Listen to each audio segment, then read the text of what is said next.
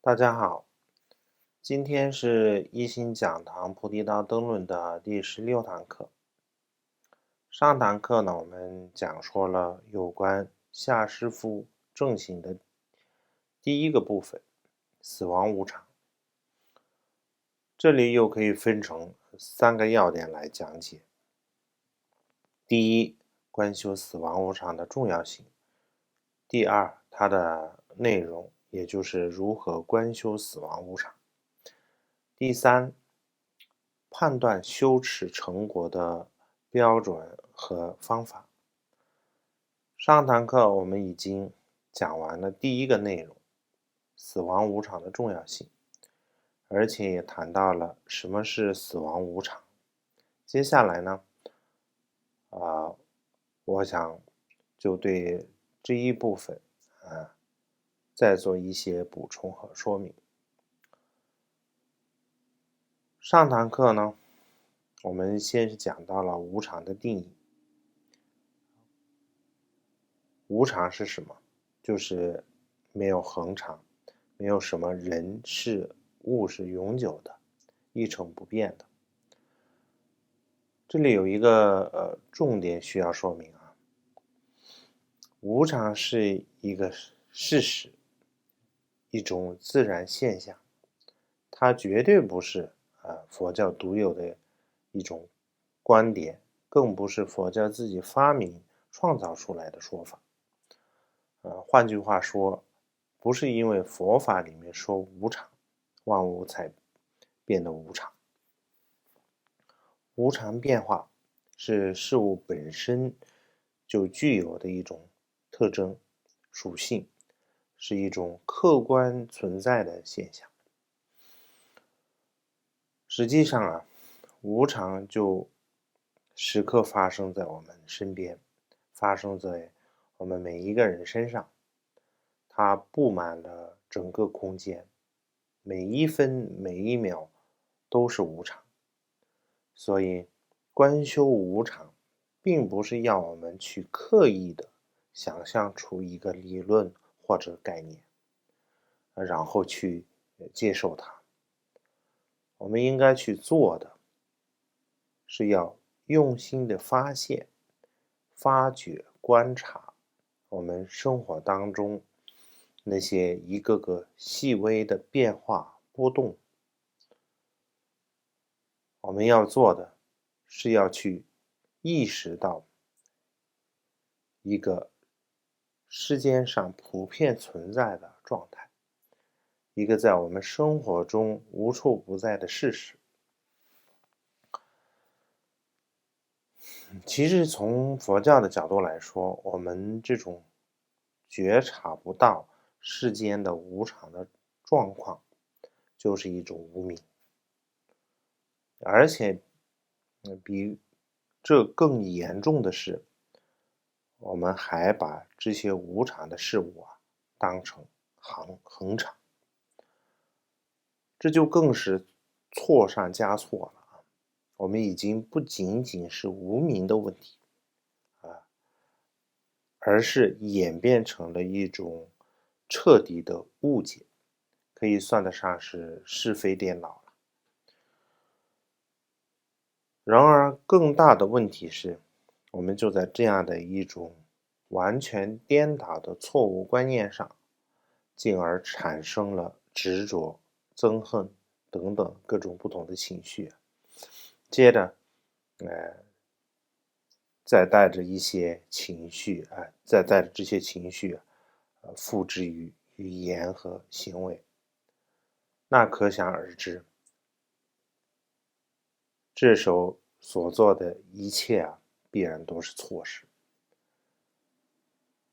就算是有些时候我们好不容易做了一些好事，但也可能只是为了今生的名望、财富、利益而已。所以最后就变成好不容易做的一点点善业也成了伪善，只是做了一些没有太大意义的无用功。甚至说有的人辛辛苦苦做了所有六波罗蜜的修行，最后也都沦落成为今生薄利的工具而已。这是一件很悲哀的事情。所以说，在我们做所有的事情修行之前呢，最初的观念、想法很重要。要是这些最根本基础的想法和目标，都没有搞对，那之后的所有言行呢，也只能是一错再错。所以呢，我们修行的第一步是要保证目标正确，基本概念正确。这样的话呢，后面的努力无论是行善也好，修行也好，才能有意义，成为有效的修持。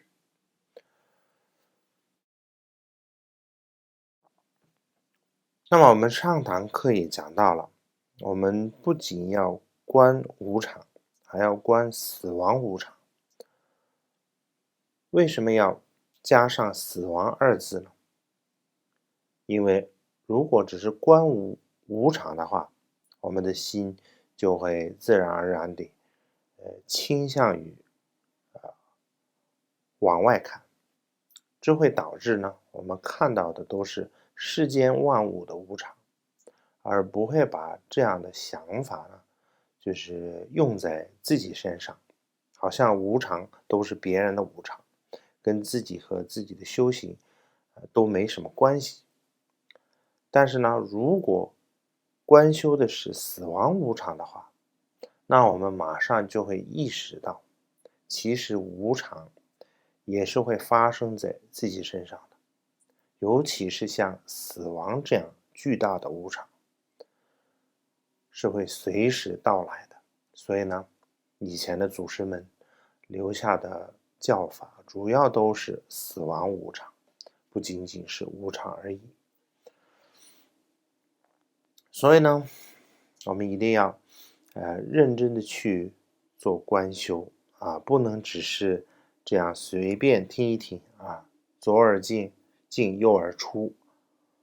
噶当派的善知识夏波港吧曾经就说过，如果不去观察自身进行思索的话，那听到死亡无常这个词的次数越多情况就会越不好。这是什么意思呢？夏波港把解释说因为如果听了太多次而修的太少的话呢，我们就会变得越听越没有感觉，没有触动，心就会变得很僵硬麻木。所以说我们现在听到了这个法门，就要马上修趁热打铁，这样才有效果。要不然的话呢，还不如不听。那么具体来讲要怎么观修死亡无常呢？经论里面关于这个观修死亡无常的方法有很多种。比如说有通过理论的方法来引导的，也有依据经论内容来进行逐步观修的，还有一些算是两者结合的法门。总之呢这些具体的方法今天我就不一一细讲了。这次的课程当中呢，我希望大家可以抓住的重点是，首先我们要非常清楚观修死亡无常的重要性。再来，我们可以在日常生活中认真的去体会、观察和发现身边以及我们自身的各种变化，要始终保持这样的一种觉察、意识和状态，我想这是很重要的。那么，我在这里就举一个佛经当中呢有关死亡无常的例证，也许对大家有一些帮助。法句经里面呢有这样一个故事，原文我就不念了，用白话大概分享一下。释迦牟尼佛在极孤独远的时候呢，有一位婆罗门他有一个14、15岁的女儿，生得聪明美丽。这位婆罗门作为父亲，非常非常疼爱这个女儿，简直就是掌上明珠。可是呢，谁知道有一天这个女儿呢，突然身患重病，不久就死了。面对女儿的突然离世父亲悲痛欲绝，每天神情恍惚，眼看就要疯掉了。这个时候呢，他听说有一位圣者佛陀正在讲经说道，为人排忧解难。于是呢，这位父亲呢来到佛陀所在的地方，先是向佛陀顶礼，然后说道：我没有儿子，只有这么一个女儿，但是她突然就这么走了，我心中的郁闷痛苦无法形容唯愿世尊呢为我开解。佛陀呢对他说，这个世界上有4件事情不可得救，然后呢说了这样一句偈颂：长者皆尽，高者必多，和会有离，生者有死。这4者在三藏法术中呢也被称为40不可久宝。用白话来说，这40是什么意思呢？第一个，长者皆尽。长者接近的意思是常必无常，就是世间的自然法则。就算这个世界能有万劫这么久，无论是铁一般的坚硬，还是须弥山一样的高耸，又或者是大海一样的广阔，最后都会因为无常而坏灭，消失不见。所以说长者皆尽，常必无常。第二个呢，高者必堕，富贵必贫贱，这是世间常理有盛必有衰，有盈必有亏，这都是必然会发生的事情。虽然说富贵可能靠的是天命，但是没有什么事情是永久的。所以呢，就算今日显赫，谁知道什么时候就会落得贫贱呢？所以说，高者必堕，富贵必贫贱。第三个，和会有离。人生当中呢，分久必合，合久必分，这就是自然而然发生的，不是靠人意就能左右的。所以说，会合也是不会长久的。第四个，生者有死。人生在世啊，有生必有死，这是人之常情。也就算是年轻气盛啊，也终归会幻灭。就算躲到深山里啊，潜入海的最深处，跑到天涯海角，也逃不出死亡的命运。所以说，就算生得再强健，也终究会死。那这4点就是四十不可久保的大义啊。以上我们讲说了有关如何观修死亡无常的一些内容。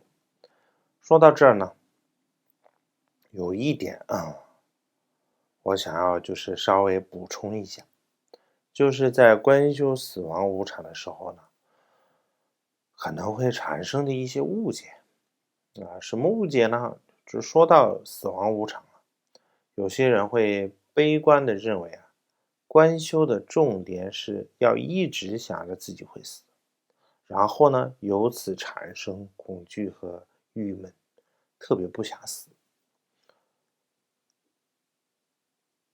那为什么有些人一想到死就会特别害怕呢？我想原因可能有2种。第一种原因可能是出于对死亡以及死后世界的未知而产生的恐惧。死亡呢，对很多人来说是一种完全超乎想象，我们完全无法控制的情况，所以说是我们人生当中终极版的无常，那就可以说是它是一个人生当中的终极版的无常。所以呢，出于对死亡的这个无知我们会感到害怕和不安。那就来试着回答一下这个问题：死亡到底是什么？其实呢，在世界上各个领域和宗教都给出了很多不同的定义和说法。但从佛法的角度来讲的话呢，我们相信死亡只是我们所拥有的这副肉体上的一种结束。那在这副肉体到了它的使用期限的时候，我们的识就会离开它，然后呢，投生到其他的生命体当中，继续存活下去。我觉得这就有点像是搬家，虽然就是房子换了，但是我们还是一样继续生活。同样的道理，轮回就是我们心识搬家的一个过程。所以呢，从佛法的角度来讲的话呢，没有绝对的死亡，死亡不是结束，不是消失，只是换了一个躯壳载体，换了一种形式，继续生存而已。另外呢，对死亡的恐惧还可能是由于对死后世界的无知所造成的。我觉得我们作为佛教徒，首先，应该相信的就是轮回。轮回是什么？就是在我们死后神识会继续流转，然后引来无数个来生。而关于来世会去哪里，会发生什么，无数个经论经论和教言当中都有很多的内容。这是一个很大的话题，以后我们有机会的时候，会细讲。但是至少呢，我们应该要确信的是，如果我们对佛法有信心，对三宝有信心，或者说，如果我们今生奋力修行的话呢，那么我们就会大可不必去担心死后自己死后的去处。所以呢，对死亡的恐惧呢，要么就是来自对死亡本身或者对死后世界的无知，要么就是对自己的修行没有把握，没有底气所造成的。第二个会导致害怕死亡的原因是什么呢？我想可能是因为对现在所拥有的一切，无论是事物还是人的不舍造成的。换句话来说的话呢，就是对此生的执着。执着的对象包括自己的身体，现在的家庭，或者说成就事业，也可能是一段感情。总之呢，就是对生活中所拥有的一些东西呢，放不下，舍不得，所以呢，抗拒死亡，不想死。总而言之呢，我觉得这里的重点是我们在观修死亡无常的时候呢，首先，要先对死亡是什么，有一个明确、正确的理解。死亡只是路途中的一道关卡，它不是重点，更不是终点。重点是什么呢？重点是我们想要在死后达到一种什么样的状态。有一种观修死亡无常的方法，以前我也讲过，通过这种方法，也许我们可以慢慢的锻炼自己，接受和熟悉死亡，而不会在死亡突然到来的时候呢，感到那么的就是陌生和恐惧。那么是什么方法呢？我们可以把一天当作是自己的一生来观想。比如说，早晨醒来的时候呢，就好像是刚出生，上午是壮年，傍晚就是晚年。我们把一天的过程呢，就当做一生来度过。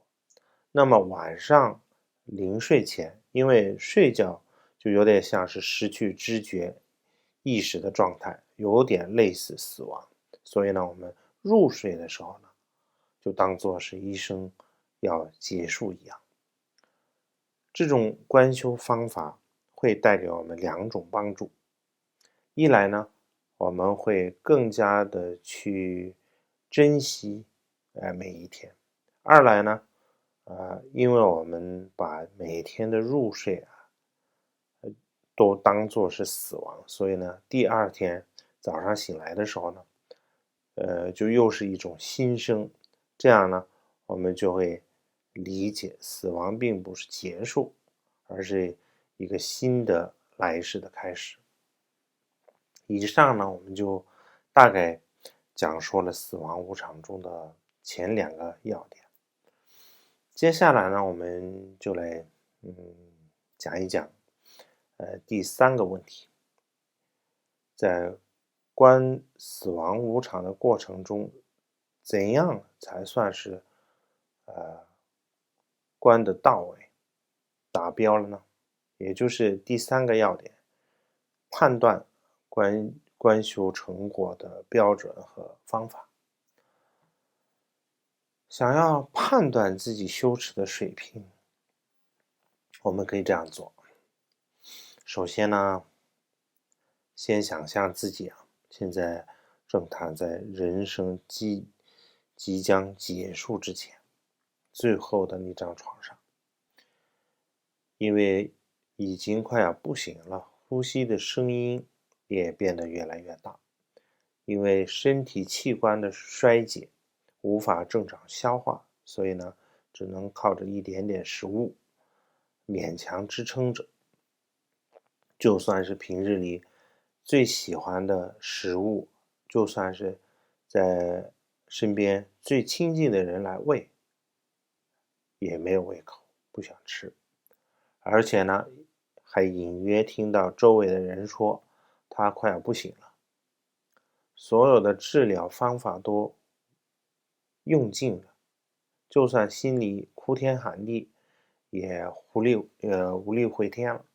这个时候呢，我们才明确的了解到自己时日无多，眼看就要死了。仔细一想呢，好像什么也带不走。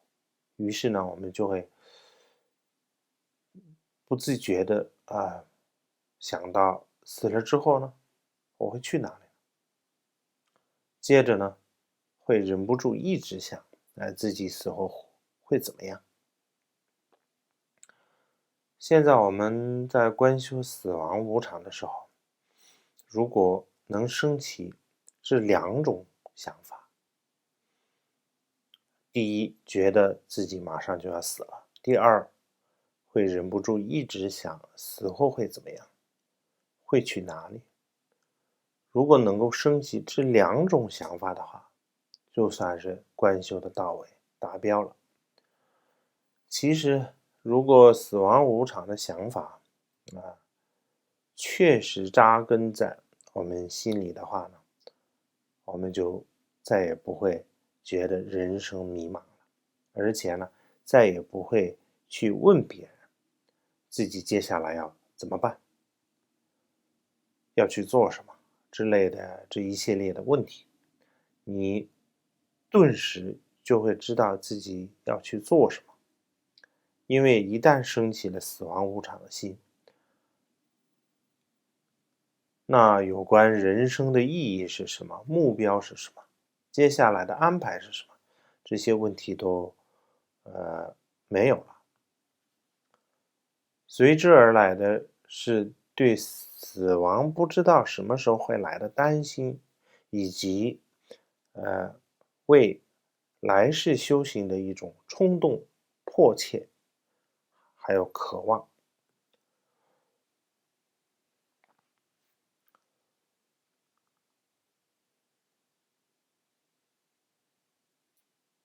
其实有关死亡无常的修行往昔噶当派的不少大德都留下了他们宝贵的经验、心得和教养。我在这里跟大家分享几个小故事，也许能让大家更容易理解什么样的状态才算是观修的有成效了。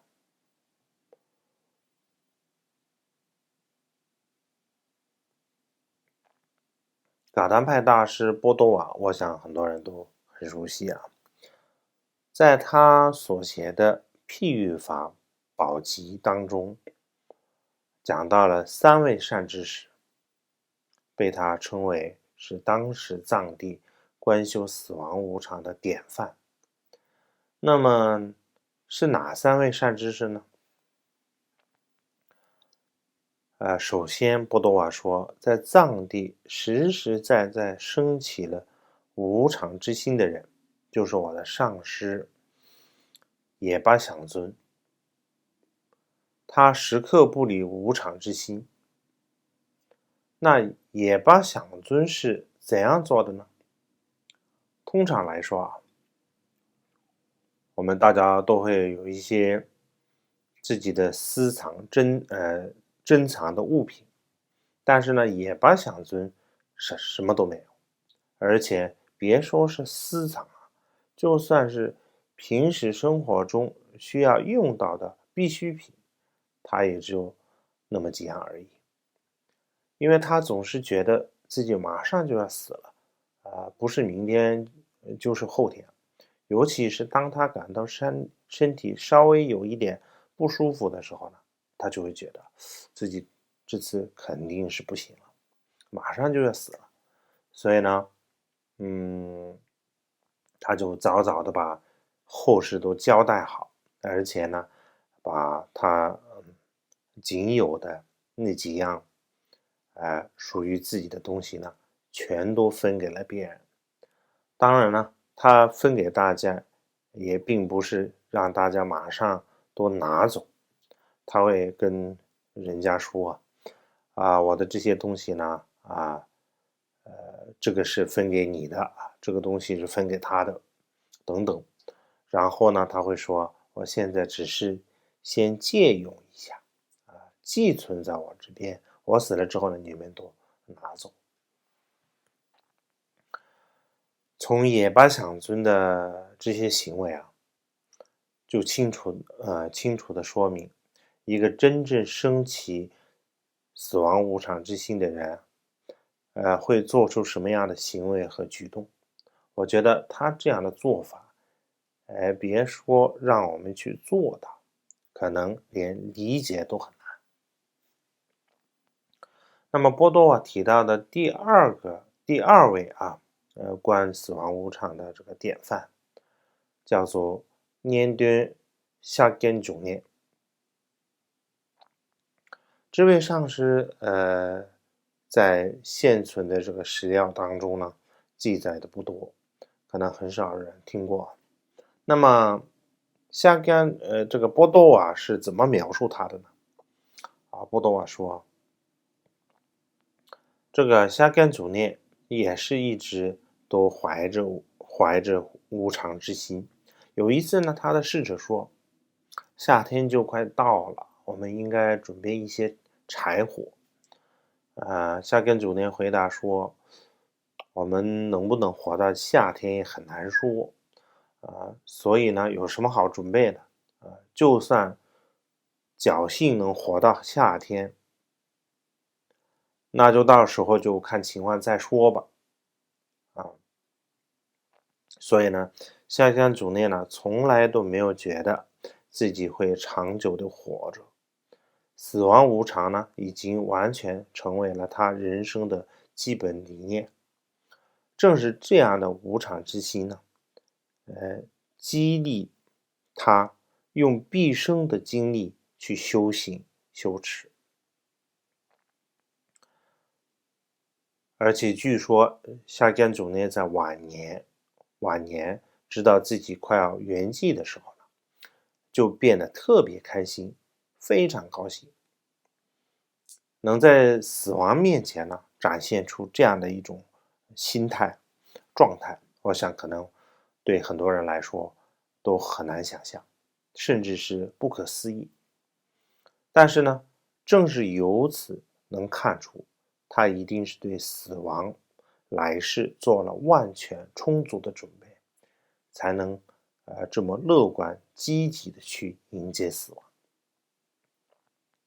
这就有点像是在学校的时候啊，如果是那些平时就非常用功、努力学习的好学生，那在临近这个毕业考试的时候呢，他们反而会特别高兴，因为为此呢，他们已经准备了很久了，现在终于到了他们可以展示自己学习成果的时候，所以呢，他们不仅没有压力，而且还会胸有成竹。而像我们这些平时不好好努力的学生，可能最怕的就是考试，想到考试就会头疼，尤其是到了最后大考之前呢，一定是手忙脚乱啊，临时抱佛脚。我想跟夏迦主念的无常的修持比起来呢，我们的修行呢，应该是天地之别。而且据说后来夏迦主念屠壁的时候，他的骨头上自然生出了特别惊人的佛像。那么第三位波多瓦称为无常修持典范的是本孔杰，他是这三位之中啊，后世人们了解的比较多的一位成就者。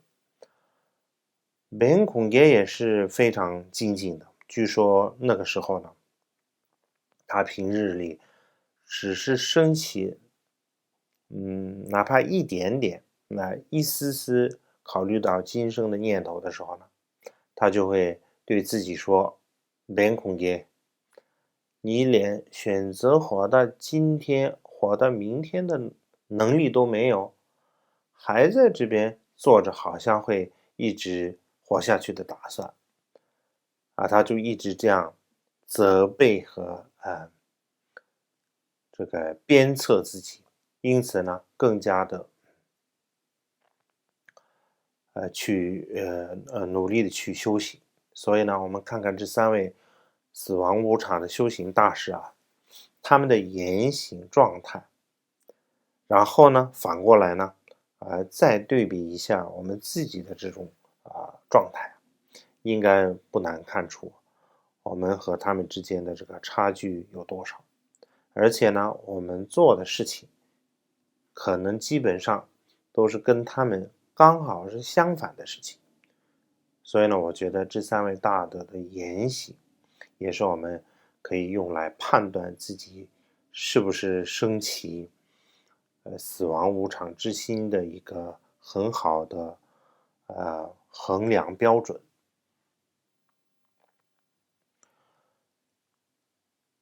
然后除了这三位典范之外呢，波多瓦还经常会提到这样一个比喻，他说观修死亡无常的时候呢，我们就可以看看那些从远方来到藏地、来自不同国家的商人们，他们到了藏地之后呢，会去那些有名的大集市，做买卖、谈生意等等。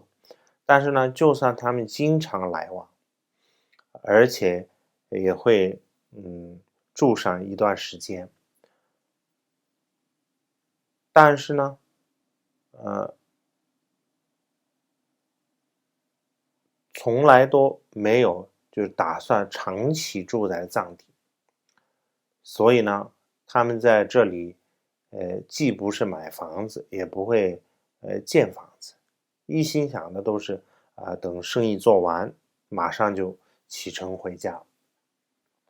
而且呢，就算是在藏地，他们做的事情也都是为了回家准备。比如说，他们会买下那些自己家乡人喜欢的东西，打包好，带回去。同时呢，他们又会卖掉那些，只有藏族人才会喜欢的这个货物。总之呢，他们始终都是为回归故土做着各种安排。同样的道理呢，我们不会一直都停留在今生，所以呢，不应该总是忙着去做那些只考虑到今生的事情。我们要做的，是为来世规划和筹谋。比方说呢，那些会一直跟着我们，带到来世的那些不好的东西，比如不善的言行，我们就应该马上全部舍弃；而那些有价值的善的事情，我们都应该常常去做。所以呢，波多瓦就完全升起了这样的心，所以呢，他才会经常跟别人提到远方商人的这个比喻。以前噶当派还有一位著名的善知识，叫做康巴鲁吧，他经常也跟别人这么说：假如去跟一个明天就要死的人说，这个世界上啊，所有的山都变成金子，所有的水都变成酥油，你的家里堆满了财宝，全天下的人都成了你的子民，这些都只属于您啊，他们只服从于您。去跟一个明天就要死了的人说这些话有用吗？这是康巴鲁巴经常说的一段话。由此我们就可以看出啊，就算是这个世界上最大的富足，也完全不能吸引他。可见他心中已经彻底断除了对此生的贪恋，他所想的完全是来世的事情。而这种断除一定是建立在非常坚固的无常之心的基础上。为什么这么说呢？因为只有无常的想法深植于心，才能让一个人斩断对今生之间的这种连结。说到连结呢，有这样一个比喻，很生动地形容了我们是怎样被今生的连结所束缚的。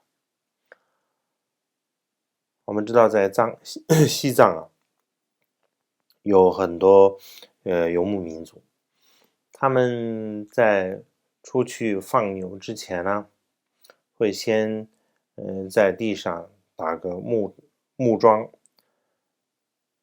然后用一条长长的绳子把小牛呢拴在那里，再出去放牛。然后呢，有的时候呢，那些牛群呢会刚好回到附近的地方吃草。这时候呢，如果小牛看到自己的妈妈在不远处，就会忘记自己脖子上有一条绳子，然后呢就使出吃奶的这个力气，狂奔过去。这条绳子也很长，所以呢当他跑到一条绳子撑到最长的地方的时候呢，就会因为用力过猛啊，然后就整头牛呢就这样翻过来，有点像是后空翻的样子。于是呢，这条小牛就会被绳子完全拉回来。但是呢，马上呢，他又会忘记有一条绳子的存在，又一路猛撞，然后呢，又被绳子拽回来，接着呢，又是一路翻滚，就这样一次又一次，直到他累了，就会躺在草地上休息一下。等一下呢，体力恢复了，他就会又冲出去，再翻回来，就这样一直没完没了的。我们对今生的这个执着牵挂，就像是这条绳子。就算我们一直说未来是努力，但是呢，过一段时间之后呢，就会忘记，然后呢，又冲出去为这辈子的事情忙碌，最后到头来呢，一事无成。所以呢，想要斩断这条绳子，斩断对今生的追求，只能靠我们自己。而斩断它最好的工具，就是观修死亡无常。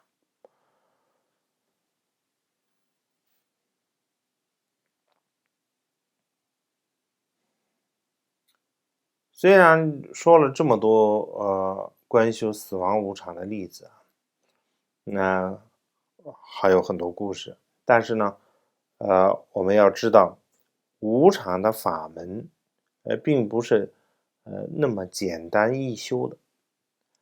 有一位噶当派的善知识叫做灵猫啊，他曾经就这样说过：那个时候我刚开始修这个死亡无常的时候呢，以为没什么难的，后来呢，修了一段时间之后，才发现，在所有的法门里面，最难修的就是它。直到现在，也没有觉得自己修得够好了，或者掌握了其中的要领。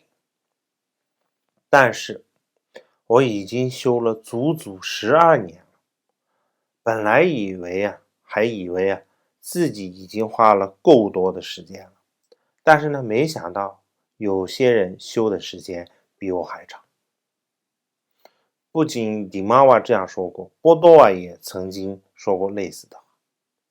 他说：我在刚开始修无常的时候，心里很难升起体会，因为太难修了，于是呢就感到非常难过。但是后来呢，才发现，无论是在佛经里面，还是在论点里面，到处都是关于修死亡无常的教法。所以我们要知道，在整个佛法里面，最重要的修行之一就是死亡无常。波多也是在了解了这点之后呢，心里就不再觉得难过了。所以我们不要觉得死亡无常是一种初级入门类的修持随便修一修就可以。无常不仅是整个佛法修行的基础，同时也是核心最重要的内容之一。如果无常没有修好，那去修其他任何法都很难修得好。然而如果无常修好了，那其他的法门呢就会一通百通。以前就有人这样问过布多瓦，他说：您普琼瓦、坚阿瓦三位师兄弟都是准敦巴的弟子，但是您呢一直都在强调无常，而普琼瓦呢比较注重的是缘起的口诀，坚阿瓦呢一直都在强调四圣谛。为什么您三位作为同门弟子却会注重于3种不同的法门呢？波多瓦是这样回答的，他说：其实我们3个人所注重的也没有什么不同之处。普琼瓦的观缘起是要从老死的部分开始观修，而坚阿瓦所讲的四圣谛也是要从无常的形象开始观修。所以呢，实际上所有的这个修持法门都是从观修无常开始的。根本上来讲在这件事情上我们都是相同的。所以说我们不要以为观修死亡无常只是前行中的一部分，然后呢有些人就会担心如果一直卡在这儿会影响到后面的修行怎么办？其实呢不是这样的，观修无常是很多法门的基础。可以这样说，如果无常修的到位了，到家了，那其他法门也就自然融会贯通了。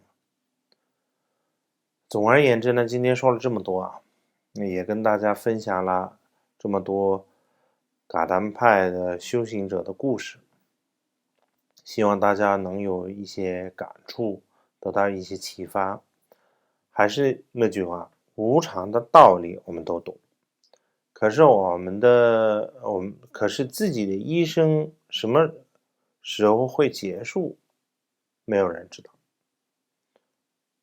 我们要有一种态度要把每一天都当做自己人生的最后一天，要做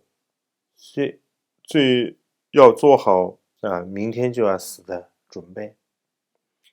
我们得带着这样的一种心态去生活和打算，这样在结束这一生的时候呢，才不会后悔，才不会留下遗憾。我们要通过观修死亡无常，升起对修行的紧迫感。要知道，现在多修一点，死的时候呢，就多一点信心。对来世的去向呢，就多一些把握。希望大家能够像夏江主念那样，现在就开始努力，做好万全充分的准备，能够开心快乐充满信心的迎接来生。谢谢大家。